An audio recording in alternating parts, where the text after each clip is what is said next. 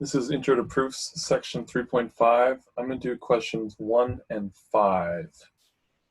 This is my second time doing this. I forgot to turn on the microphone last time. It's quite frustrating. So where are we? We're doing number 1. So x prime equals 9x plus 4y.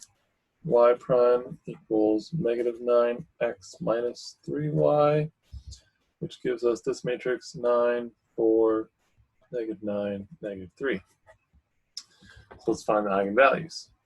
So 9 minus lambda, 4, negative 9, negative 3 minus lambda. Determinant of that, set it equal to 0. Well, that's 9 minus lambda times negative 3 minus lambda, minus a negative, so plus 36 equals 0.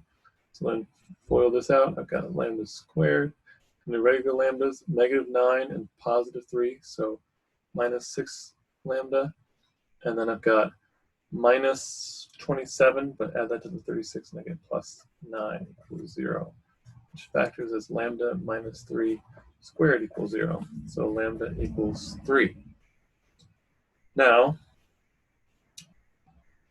if lambda equals 3, that means that we subtract the 3's across the diagonal. I get 6, 4, negative 9, negative 6, which has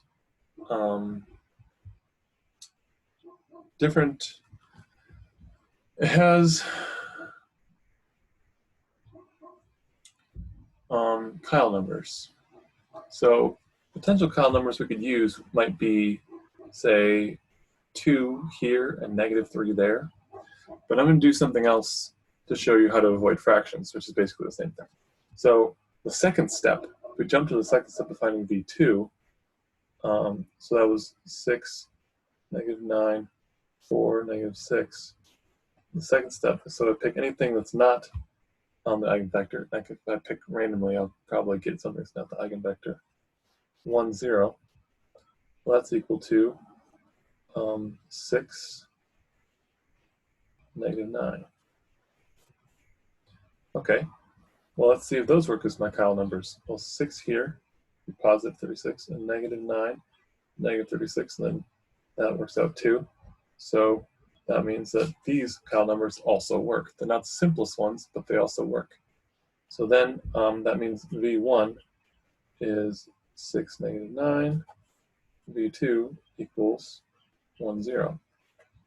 Okay, now I can state my two solutions. So x1 of t equals e to the 3t, because that's my eigenvalue, times 6, negative 9, and x2 of t equals e to the 3t times the original v2 plus t times v1, so plus 6t, and then negative 9t. Okay, now I need a linear combination of those to get my initial conditions for number 5. So for number 5, I have x of 0 equals 2, negative 3. Okay, so notice that this one fits well. So if I just did 1/3 times that, I get it.